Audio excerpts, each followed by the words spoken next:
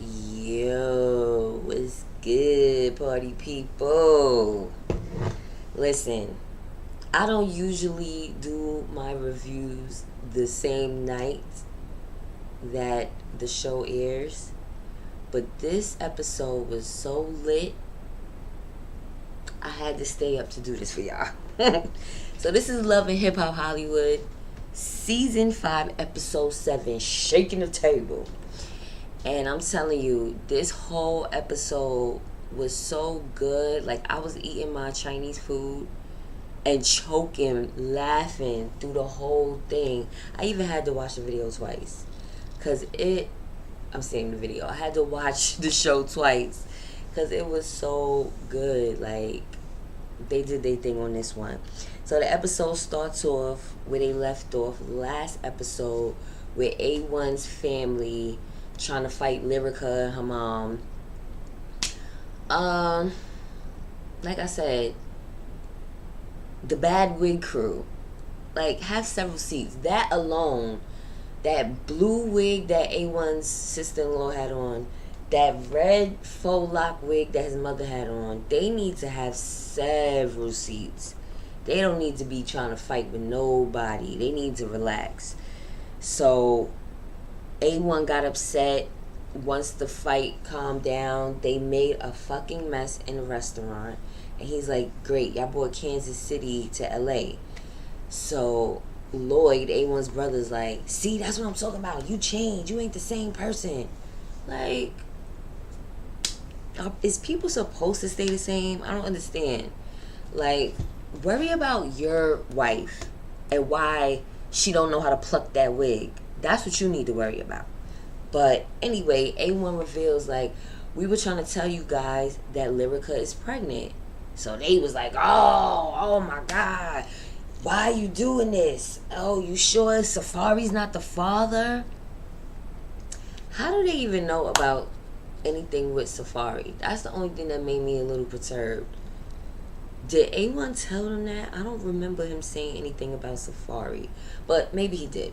Regardless, mind your motherfucking business. And this is why you cannot tell your family and sometimes even your friends when you're going through it with your partner, because they are going to use it against you. When you decide that you want to make up with them, they still not feeling them, and that's a problem. So anyway, he goes outside to see how the Lyricas were doing, mother and daughter, and they were in the car. Lyrica G's clearly upset because as soon as she walked in, they attacked her. And Lyrica, once A1 came out, she's like, listen, this is, my whole plan is ruined. I was going to tell you guys that I'm pregnant. Lyrica's mom immediately gets upset. She's like, I gotta go. And in her confessional, she's like, it's not a problem for a married couple to have a baby. That's a beautiful thing. The problem is all the drama surrounding their relationship and the drama coming from his side of the family. The baby should not be born into that. And I agree with her. It is a sad situation. And I feel bad for Lyrica Anderson because this is her first child and nobody is happy except for her man, which really, that's all that matters at the end of the day. It's good to have your family as a support system, but at the end of the day, if you have a strong unit as a couple, that's all that matters, right? So next scene, is Amber Diamond's photo shoot. Her mom and Jer is there trying to coach her on how to pose and this and the third. And Sean Love is like, my daughter is a spoiled bitch. Wow, that was harsh. She don't seem like a bitch, but so they start getting into it about the song and why isn't it done. She's like, I paid 20 racks for this song and you left the studio without it. Like, lady, if you so pressed about this 20 bands that you laid down for this song, you should have never been so quick to lay that 20 bands down. Like, first of all, there's no guarantee that the song is going to be a hit. She's not known. She doesn't have the greatest voice. You sound dumb. But anyway, so her and her mother get into it. She calls her an ungrateful bitch, and she leaves the photo shoot. So the next scene is Nikki in Paris meeting with Teairra to finally talk to her about Akbar instead of everybody else. Which I don't know why women do shit like that. Like, that's your friend. You need to talk to her before you start telling the whole LA that Akbar has all these women, and it's just been a mess. So they reveal to Teairra what they've done, setting Sade up, going to meet Alejandra, and basically, they tell Teairra that Sade's the wife and Alejandra is his girlfriend, and they know about each other, they know about you, and they're cool with it.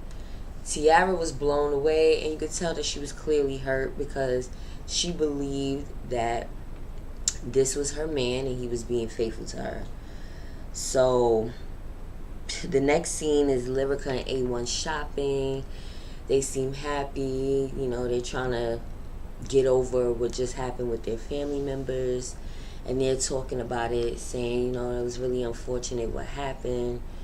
But maybe they need to have a reveal for their friends. Lyrica was saying, even though her and Brooke got into it, she misses the friendship she has with Brooke, and she didn't really tell any of her friends, so they should have a dinner, invite all their friends to reveal to them that they're pregnant. So A1 was like, that's a great idea. They have a nice little moment. He kisses her belly. Alright, so that was cool. Then they go to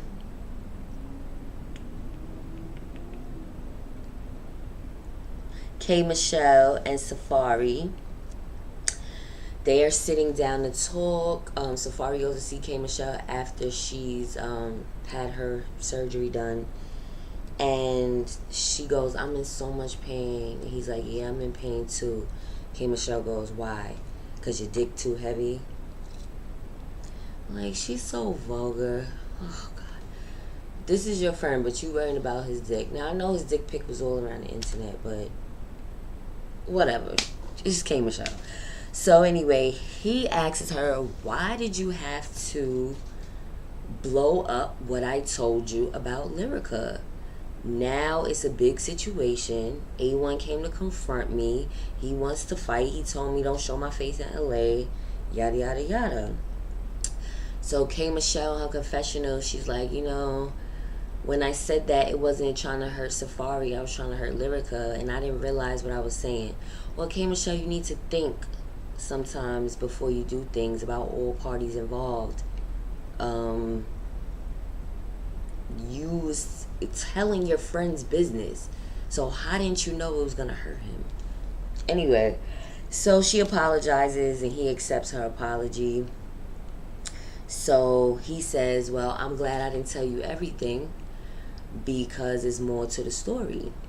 So she's like, what you mean there's more to the story? Oh, that sounds like you fucked Lyrica. So he's kind of acting shy and he don't really want to say it outright, but that's what he insinuated, basically. And she's like, oh, I can't believe that. That's crazy, this, that, and the third.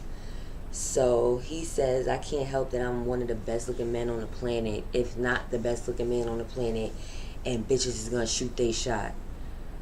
Oh, jeez. Safaree, yes, you're a good looking guy, but they only want to shoot they shot because their vaginas is shot and they want a big schlong.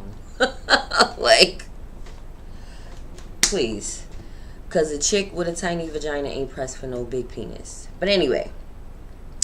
So now, next scene is Marcus coming into a hotel room to meet Brooke. He has flowers. He's dressed. He's not really dressy, but, he got on a blazer, his glasses as usual. And as he opens the door, Brooke is standing at the altar. Bridget is on her side. They have a woman who appears to be a pastor or magistrate, that's what you call it. I don't even know the name of it. The person who does the wedding. That makes the wedding official. Right? A wedding officiant. So, he walks in, he sees a wedding cake. He said it's signs that says married now and all type of nonsense. So he's like, what is this? She's like, this is our wedding. He's like, no, I thought we was having dinner. So a few minutes later, Brooke's mom and his mom pull up. So he's really like, yo, what the is going on? He's like, I never even proposed to this woman. What is she doing? And I was right there with him like, what the fuck? Yo, Brooke is bugging. Mind you, she don't even have on like a normal white dress or anything light and airy. She got on some sexy see-through black Nicki Minaj at the VMAs looking outfit. So in my mind, I'm like, Brooke, you're fucking crazy. Like, you're really bugging. He's gonna play you. So the officiant is about to start the ceremony. He's like, whoa, whoa, whoa, no. Come, Brooke, let me talk to you. So he pulls her to the side. He's like, listen, this is not how it's supposed to go.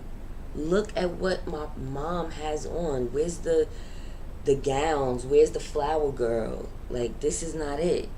And then it started dawning on her like, yeah, you're right. Oh my God, I'm sorry.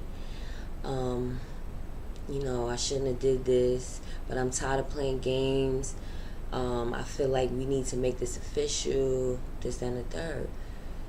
So I really thought she was going to get played until he goes, this is not going to be our wedding day. Pulls out a ring box and said, this is going to be our engagement day. Lord. I said, Brooke went from being delusional to my shero. I think we all need to take a page out of Brooke's book. Like, how did he fall for this shit? Like, if it was that easy, a lot of women wouldn't be engaged for years and years and years. Just set your wedding up and make that nigga make a decision. So Brooke, she's my shero. Then they show Ray J in the kitchen. He's preparing Princess a little pregnancy snack. He got milk on the table, and then he makes a platter of pickles. She comes in like, what is this? I can't eat pickles this early. And she starts complaining like, listen, why don't you spend more time with me? Why don't you take me out the house? You got me in the house pregnant, bored. Like, what's up? She's like, well, listen, I got invited to a dinner that Lyrica and A-1 invited us to, and I want you to take me. Ray J's like, oh, I ain't trying to do that right now. So she's like, so what, I'm supposed to go by myself? He's like, oh, I'm getting contractions. Ray J's being dramatic because he feels caught in the middle. He doesn't want to face A-1 because he knows that Safaree smashed Lyrica. So, he wants to go, but he wants to clear the air with Safaree first. So, next we have, this is a crazy scene, Paris and Teairra go to meet Akbar at his house. So they go to confront him about his wife and his girlfriend. So he lets them in. So he's like, listen, I invest in women just like I invested in you. I invest in them. I give them value. So Teairra's like, wait, what? What are you talking about? So Paris, she's on the sidelines talking shit like, what? Women are not property? You add value to them. What are you talking about? So he said, listen, all those broken relationships you've been in, Teairra, now look at you. Look at you. Like, basically he's saying he stepped her game up. Like, Akbar, who are you? I never even heard of you until Teairra started dealing with you. Teairra Mari is known. I have Teairra Mari's album downloaded in my phone. So if anything, she's adding value to you. But anyway, so he goes, yeah, I want you to meet my wife and my girlfriend. He brings them out. He said, this is Sade and Alejandra. Sade immediately comes for Teairra's head like, oh yeah, you set your friends up to meet with me and tell me that they was trying to work with me. And she goes, what? I didn't do none of that. That was all them, which is the truth. Then Alejandra's on the side like, yeah, you set them up to come meet me too. She's like, what? I ain't know nothing about that. And that's why Paris and Nikki is wrong. I understand them being a friend and trying to find out the information, but they should have brought Teairra Mari in on it from the gate. They shouldn't have did that shit on their own, because now they got her looking dumb in these streets. Got these chicks thinking that Teairra set this shit up when she had no idea that they was going to do that. So now Sade goes, anybody that fucks with Akbar gotta go through me. I'm first and she's second. So Alejandra's like, whoa, bitch, don't speak for me. I ain't second to nobody. I'm on your level. I just don't got the ring. She didn't say that, but that's basically her attitude. So they about to get it in. And Akbar's like, no, Sade, don't do this. Don't, make the situation more than what it is right now. So she's like, see, this is why I need to pick the girls, because look at this. Okay. See, this is what I can't understand about these three-way relationships, or women who are in relationships with guys who agree to threesomes, because it never ends well. And as much as these women try to act like they're so secure and, oh yeah, he could date other women as long as I know about it. Bitch, you the first one getting froggy and trying to fight. It's just like, what's his name? Forrest girl from Black Ink Crew Chicago. Like, yeah, y'all have threesomes, but you be so quick to fight for about every little thing. Like, y'all are the most insecure bitches of them all, because you would rather deal with your man cheating than not be with him. So y'all look dumb as hell. So anyway, they start getting into it. Sade is still talking shit, and Teairra Mari is like, look, this is not what I'm gonna do right now. This is exactly what I'm not gonna do. So she's trying to walk out, and Sade goes after her, like trying to attack her. Alejandra's trying to go for Paris. It was just a shit show. Like, what the fuck are y'all fighting for? If y'all so confident in having this three-way relationship and being confident enough to bring another woman into the picture, what are you fighting for? Shit I will never understand. So anyway, they end up leaving. The producers had to block the girls from getting to Teairra Mari in the car. It was just a shit show. So after that, Ray J meets with Safaree because he wants to clear the air with Safaree before this dinner. He really feels guilty and like, he don't want to be all chummy with A-1, kikiing with him, knowing that Lyrica supposedly smashed Safaree. So he's trying to coerce Safaree to come to this dinner to tell A-1 the truth. So Safaree's like reluctant, but I guess he said he'll think about it, right? Next scene is Rockstar pulling up to Amber Diamond's single release. So Paris and Brooke is already there, and he goes up to them like, thank y'all for coming, yada yada yada. So Brooke is like, yeah, you begged me to come, what's up? So he explains to them, look, Amber Diamond is a model. Her mom gave me 20 bands to produce a hit record for her, but I had to pay half of the people in here to come here. So I just need y'all to bop to the music and act like her shit is lit, right? So Sean Love comes through, and she looked like the star more than her daughter. So Amber comes in after, and they, apologize to each other for the blow up they had at the photo shoot. And then Rockstar goes behind the DJ booth to premiere her single. So the single comes on, and you could automatically tell it's so auto-tuned down. It takes away from the song. So Sean Love was not feeling it. The momager was not feeling it. Amber Diamond was feeling it. Her mother was not. So she walks up to the DJ booth, grabs the mic, and was like, "This is the bullshit I paid 20 bands for? This shit is bullshit. You can't even hear her vocals with all the auto-tune." So he goes, "Yo, DJ, play the raw version of her vocals." And they dead ass played the raw version a cappella to let people know, like, yo, I killed this shit. I made something out of nothing, right? I did the best I could do with a talentless woman, right? So Mom Dukes tried to hit him with a purse and say, "You're fired." So he goes, "What? This party's adjourned." So she's standing there looking dumb like, "This party ain't adjourned. I paid 20 bands. I paid 20 bands. Like, bitch, you are a broke bitch, because the way you pulled out that 20 bands was like, you got it. It ain't nothing. But you want to keep throwing this 20 bands in his face? Like, and then she goes to black on Amber Diamond about the song. Like, their whole storyline is stupid and corny. But anyway, so now this is the drama. Princess and Ray J are the first to arrive at the dinner. Princess is just happy to be out the house. She's pregnant. She haven't been doing anything.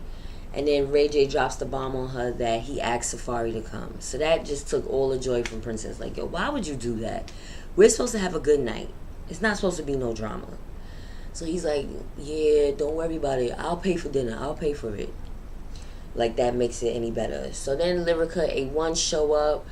Brooke and Marcus show up. And Brooke was so happy. She had to announce her engagement before Lyrica could even announce her shit. Like, you knew. First of all, Lyrica invited you. So you should have gave her the floor first. But maybe she didn't know that she was pregnant. Whatever. So everybody congratulated Brooke. And then Lyrica goes, "Well, I have an announcement too." She stands up and says, "I'm pregnant." So they were like, what? Because everybody knows the rumor. So Marcus, Brooke, everybody's face lights up. Especially Ray J. He like, "You pregnant? Well, who you pregnant by? Because you and A1 just got back together." Like, this shit is crazy. So then Princess pulls Lyrica to the bathroom, I guess to let her know, like, look, Ray J invited Safaree, just to give her the heads up, because that's going to turn her joy into pain. So as soon as they go into the bathroom, Safaree pulls up. And everybody looking like, oh shit. So he sits down, and Ray J is the instigator. He's like, "Yeah, Safaree, so you gotta tell A1 what you told me. Like, let him know what's up." So Safaree's just looking like, "I don't know what you're talking about." So Ray J's like, "Come on, man, what did you tell me about you and Lyrica?" Safaree's still with the silent mode. So finally, Ray J, little bitch ass, tells A1 that Safaree told him that he smashed Lyrica. Like, Ray J, mind your business. Let this man get it out when he's able to get it out. He came there for a reason. Because he didn't say it when you wanted him to say it, doesn't mean he wasn't going to say it. So A1 was like, word? So he's waiting for Safaree to elaborate. And Ray J's like, yeah, nigga, elaborate. You don't feel bad about what you did? Ray J, if both of them are your friends, just let them handle it. Shut the fuck up. So then Brooke got the TT mouth with that hot pink lips. Looking like blaming on K-Way's character TT. Like, girl, that hot pink lipstick ain't for everybody. But anyway, She slides off. She's like, oh, the girls is in the bathroom. That's where I'm going. Because she's like, I got to tell Lyrica to come out here. She goes to get Lyrica, and they leave Princess standing there looking dumb. So Lyrica comes back out like, what is this? What's going on? So Safaree is basically not really saying anything. He's like, nah, it's nothing. I don't know what y'all got going on in y'all relationships. I don't want no parts of it. So Lyrica's like, I'm not doing this. I'm not doing this. So she's wilding out again. Wilding out. And A-1 clearly, he's looking hurt. Like, what the fuck? I thought me and my wife was getting back together, and now y'all dropping this on me. So Safaree was getting up to leave, like, you know what? I don't got nothing to do with this. Y'all need to handle y'all business. And as he was getting up to leave, they show A-1 jump on the table like he's about to go for Safaree. So that's how the show ends.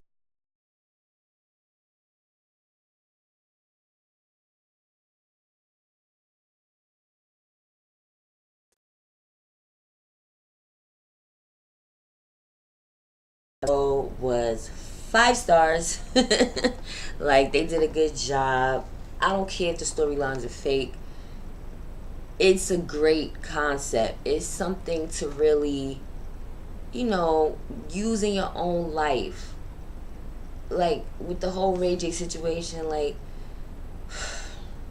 sometimes the bone carrier gets the brunt of the drama. Like, you could see in the clip for next week that A-1 starts getting upset with Ray J, and it look like they about to fight, because it's like, you bringing the bones. You a little bit too happy to bring me bad news, my nigga. And that's what happens a lot. I know it happens with females all the time. That's why a lot of females, if they know that they homegirl's man is cheating, they don't want to say nothing, because you end up looking bad. So sometimes it's good to let shit unfold on its own. I know you feel bad as a friend to not let them know, but sometimes you gotta mind your business. But anyway, I love y'all. Subscribe to my video, Lyrica. I will be reviewing Married to Medicine. When Housewives of Atlanta come on, I'm gonna do that. Just stay tuned. Subscribe to my video. I love y'all, whether I get 1 view or 1,000 views.